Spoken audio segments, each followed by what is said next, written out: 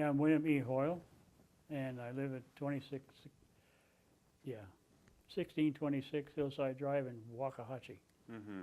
Texas. I'm originally from Massachusetts, birthplace, Uh-huh. Holyoke, and 1928. So that makes me 84. What's the birthday? It's July 2nd, July 2nd. So you born in Massachusetts? yes. And your families and schools that you went? I didn't. We went to New Jersey from Massachusetts. Then I started kindergarten, and then I went through the school system in New Jersey. Came out of the high school, and I joined the Marine Corps. So where did you get the basic training? Parris Island, South Carolina. They call it Parrish Island, but it's Parris Island, South Carolina. Mm-hmm. And passed boot camp, got out of it, and then I was assigned to Camp Pendleton in California, Oceanside, California. What did you do until you left for Korea? Well, while I was in the Corps, I was equipment operator. I helped set up Tarawa for the San Diego Jim motion picture with John Wayne. And I met him and talked to him and got pictures with him. And so that was one of the highlights of being in, because I was in there from 47 to 50. Then I went to Quantico, Virginia, got leaved out of there, joined the inactive reserves, and that was in January of 50. And then September 50, I was called to report to Brooklyn Navy Yard. But what had happened is I asked for Pennsylvania, where they had the records for the Marine Corps. I sent a letter to them, registered letter, that I was out in California. But they sent me orders to be Brooklyn Navy Yard, and I was 2 days over. So I went down to, in Los Angeles, they have a Marine Corps facility down there by Chavez Ravine, right where the Dodgers play. So I went down there and talked to a corporal who was sitting across there. I told him I'm over the hill, and he goes, "Oh, you're in trouble." But then I showed him the registered letter that I sent to Philadelphia to change my name, and everything worked out fine. And they say, "Well, what do you want to do?" I said, "Well, 25 September is good enough for me." So that was back in active duty in September. And In 1950. yeah, And you knew that there was a Korean War broke out. yes. How did you know? Well, by the newspapers. And then when they told me that's what the problem, we got to go to Korea. I said, "Where is it?" You never heard about it before, right? No, because at that time it was just trying to recoup from World War II, and so we were mostly embedded or trying to find out about the Japanese, what they're getting them squared away. So Korea, the only time Korea was mentioned is when they come down there and the Russians split it, which is the worst thing that could have happened to them, number one. And then when we got over there, Syngman Rhee, he was a political person, and we understood from the grapevine that he was up for president in 1951, and he locked up all his opposition. He was elected during the war. Yeah. Yeah. So when did you leave for Korea? On the September, let's see, I had it down here. October, let's see, yeah, it was 1st of November of 1950, and arrived in Korea on in December. And So we went to, you left for Korea November 1st? yeah, I think it was November 1st. And we To had, where? from where? San Diego, Yeah. California. And where did you arrive first time? Did you go to Japan? Yes, we went into Japan and got fitted up for the program in Korea. Heavy jackets and stuff, because the people that went in the beginning, they didn't have that equipment. We didn't get any better boots or anything like that, but we just got something to put over our back and get in there. So that's what happened.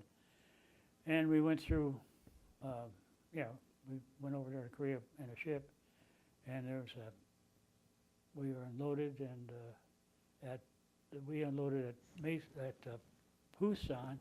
Then we went to Mason, and we waited for the guys coming out of the Chosin Reservoir. Where were you assigned to?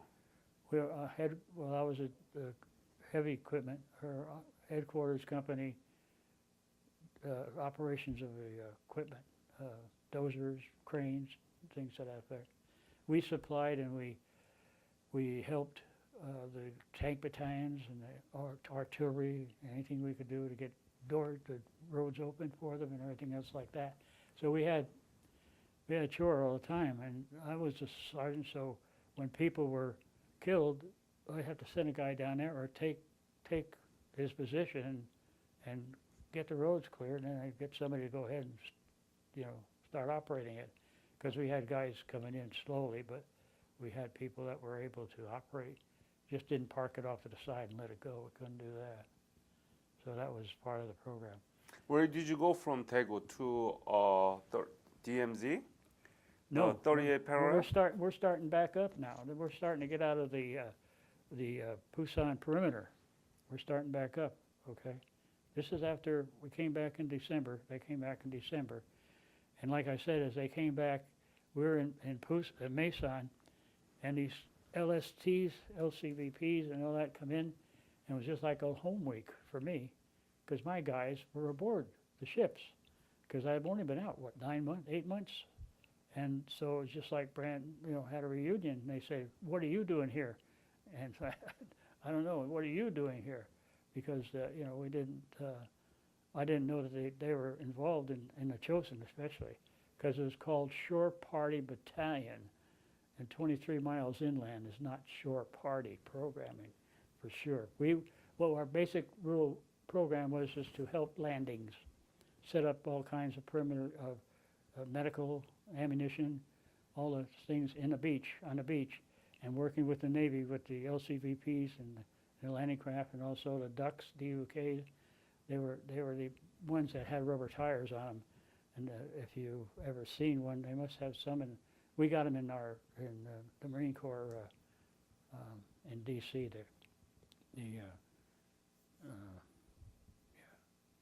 So we see. So that was the basic job for the Shore Party Battalion, was be aboard shore. Mm-hmm. We were known as the Red Dot Raiders. We had red dots on our knees and red dots on our helmet, red dots on our hat, so that people coming in could know when we told them something, they knew that we were the people that knew where we were going or where they were going to go. So that was, we called them Red Dot Raiders. And from there we started up north, and we, like I said, we helped artillery, we helped in setting up programs, setting up rice paddies. We set up the tanks so they'd have their 90s as artillery, backup for artillery people.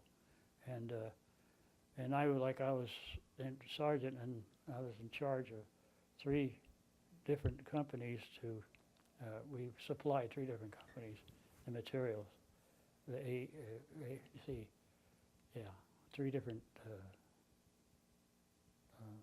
units, regiments, what are they called? We only had 1st Marine Division, then we had a 5th Marine, 7th, and 11th Marines. So we were 1st, 5th, and 7th, and 11th Marines. So we set people out on the 1st, 5th, and 7th, and if the 11th artillery needed us, we'd be there too, setting them up or help setting them up in that. So we were around the corner. Let's put it that way. Basically, we were around the corner, but I got called out and set up a 50 caliber machine gun because they expected somebody coming up the hill, and so I was in charge of doing that. And up where in Korea? I know Korea, but where? That was up at Gumsan. Gunsan? Gumsan. Yeah, Yanggu, what's that? Yanggu? Yanggu, yeah, Yanggu. You When they- were at when- the Yango. Yeah, above the 38 parallel. Mm. And we set up, That's a very tough terrain, right? oh yeah, Uh-huh.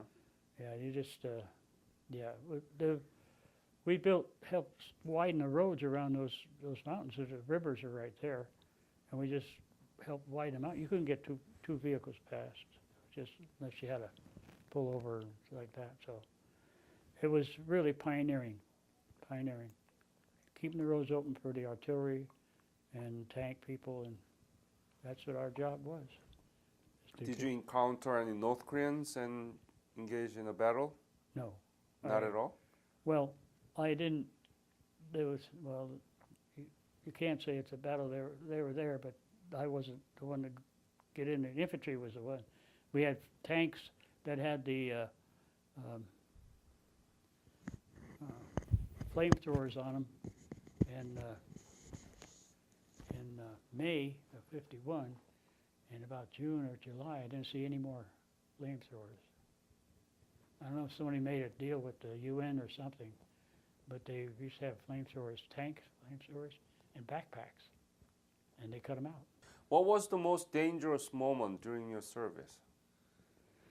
Being called out on the line, first in the Marine Corps, you're infantryman, basic. Anything else, a specialist, can be shut down and you go back to a platoon system and you operate like a fire team, and you know that you keep that's in your mind. You're not some specialist walking off to the right. You got to be involved in that. So we were involved in setting up perimeters, and one night they dumped us to told us build a protection area, and so we had the flares out and everything else like that, and we had 50 calibers, 30 calibers, and we had our own rifles. We were in foxholes. We dug holes, and so that night a dog came through and tripped a flare, went in the air. That's a flare in the air, and not one shot was fired.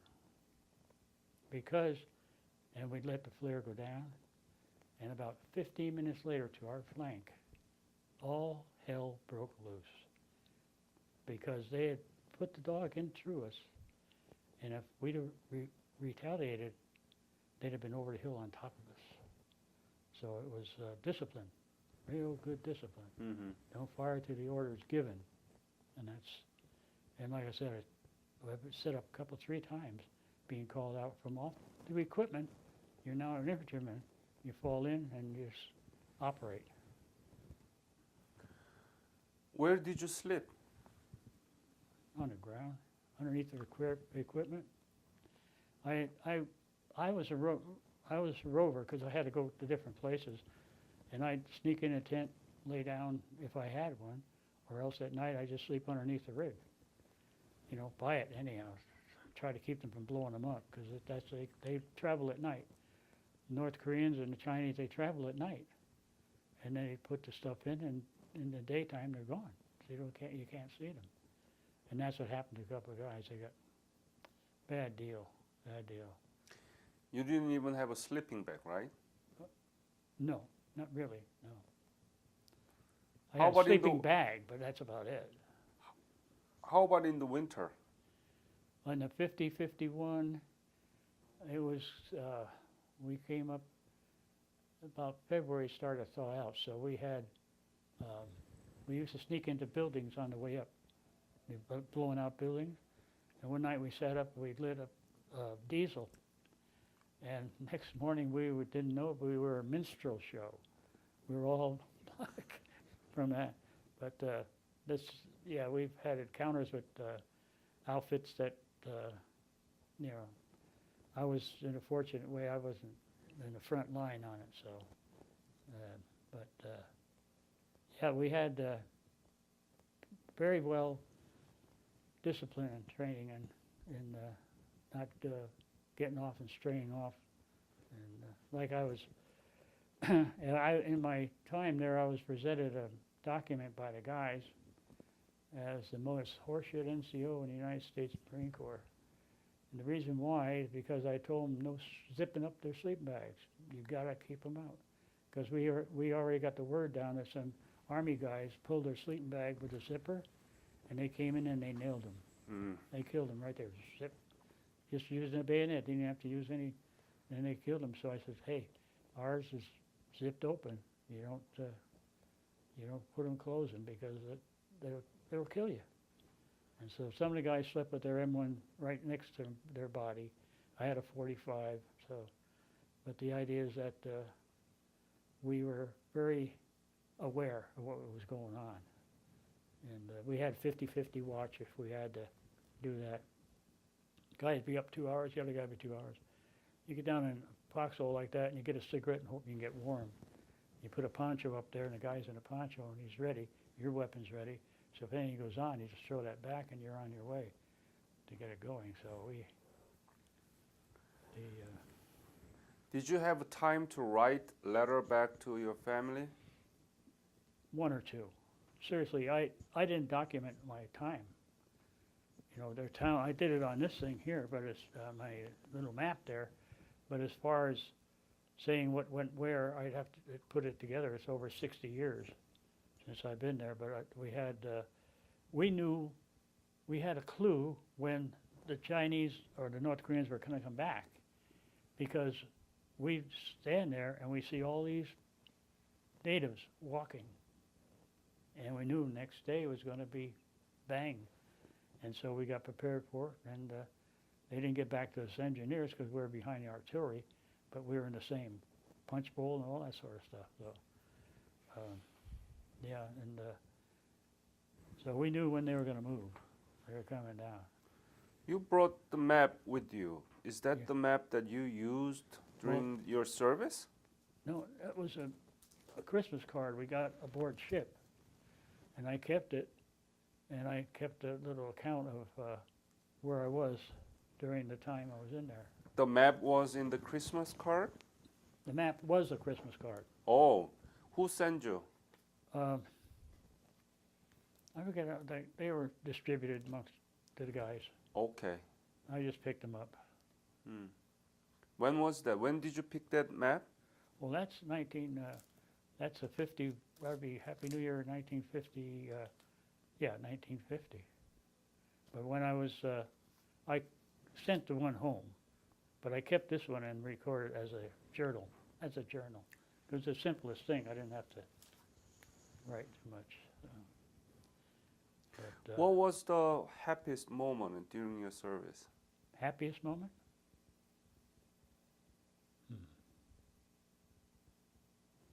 Happiest moment. Being accepted. Well, I wanted to be a Marine. My uncle was a Marine, but none of his kids ever joined the Corps. And so I was the only boy in my family. I could have stayed out of the whole 6 yards, but I said, well, Chuck, my Uncle Chuck, I'll be a Marine for you, because, you know, I knew all the Marines during World War II in the beginning and what they had to do in Bougainville and Iwo, and you got Tarawa.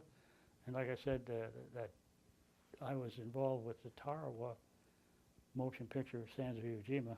I built the Tarawa location with the help of the studios built things, and I put in poles with fake palms on them and then helped build a bunker that if you ever seen the picture, John Wayne comes out and throws a sack, what they call a sack, in the bunker, and then rolls down the hill.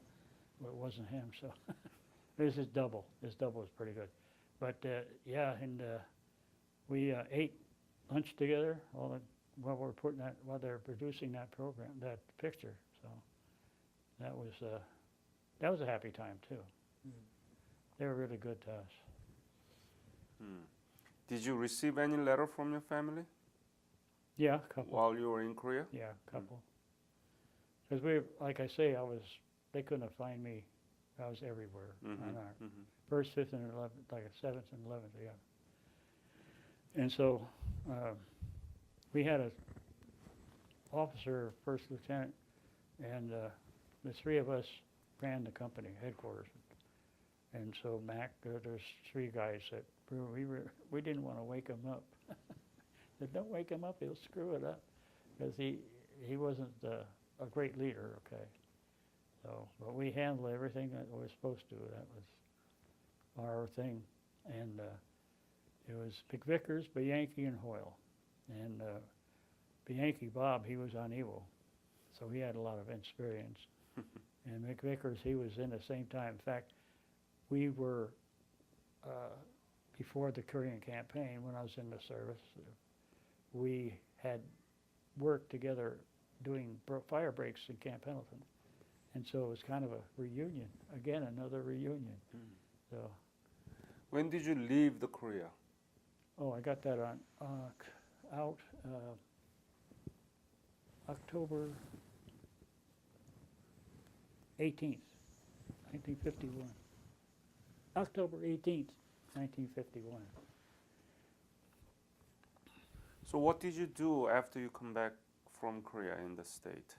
Well, I went to work on heavy equipment for Guy Pakistan, running heavy equipment, and then I went to Uno Company of California and became a operating engineer of pumps and stuff like that.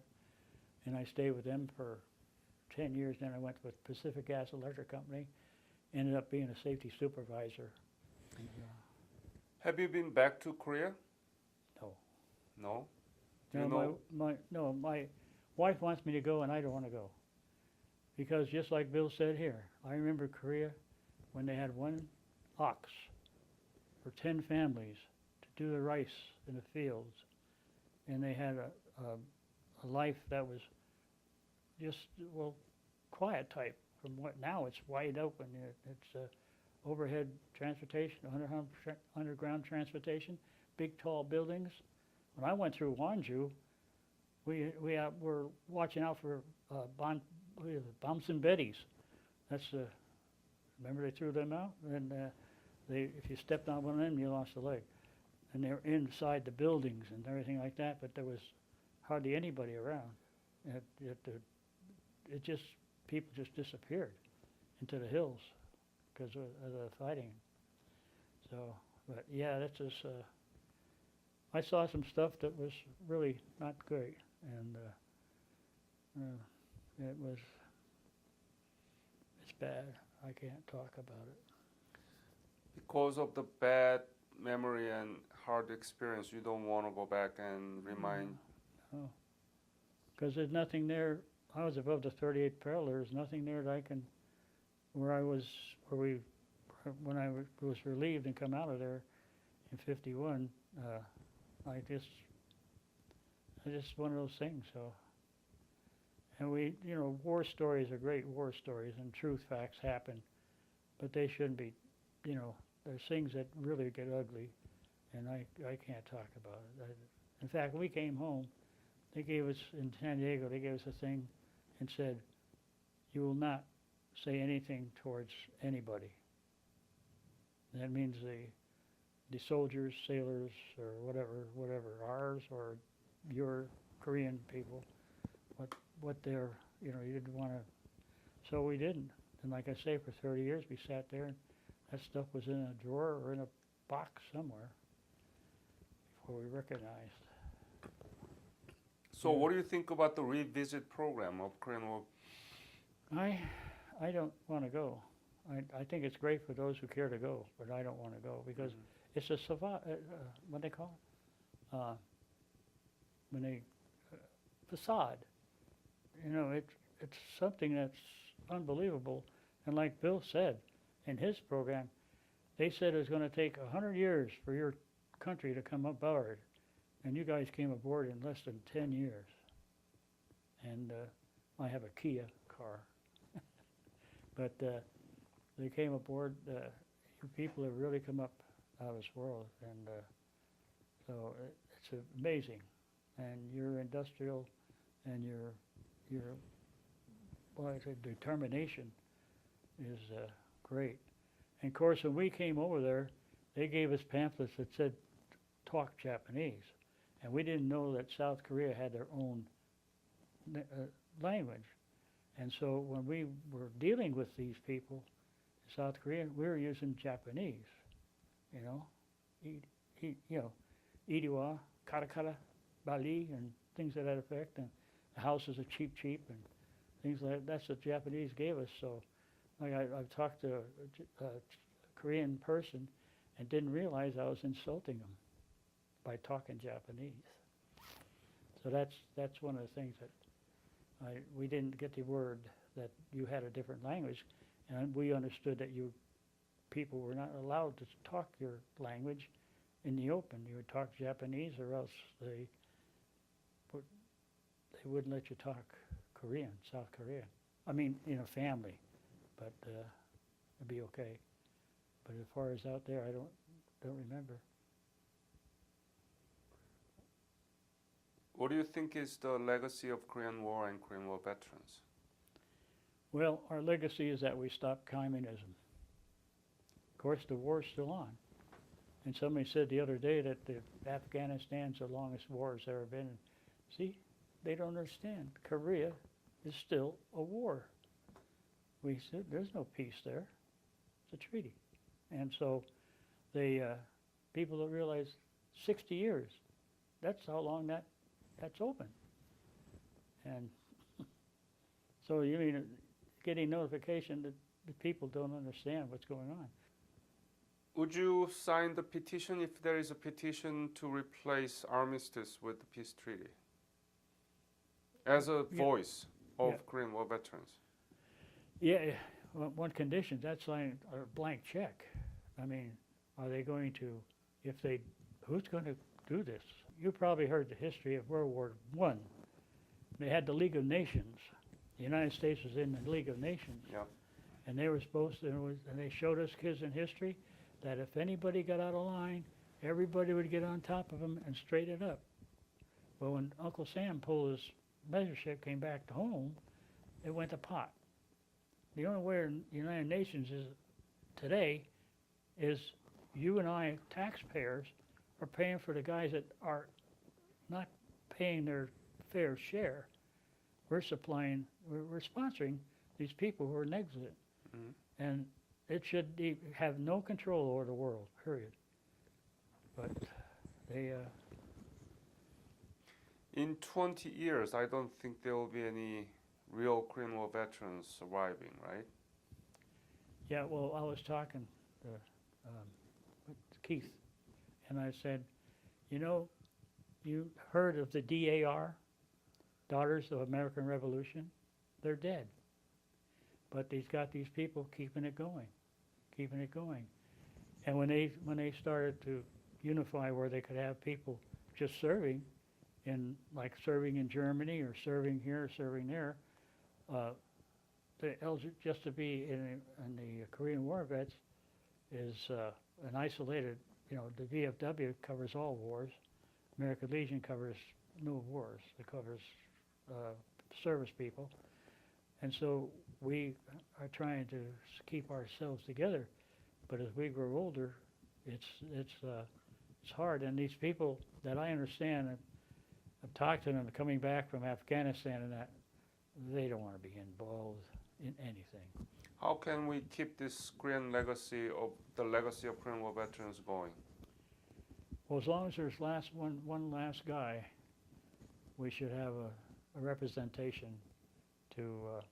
for your people from us, because that's we like I say, we accomplished something what Afghanistan didn't. World War II got rid of the Axis, and we got rid of the communists. But everybody since then, Vietnam, and this thing over there now, it's still, we haven't. So how can we keep going?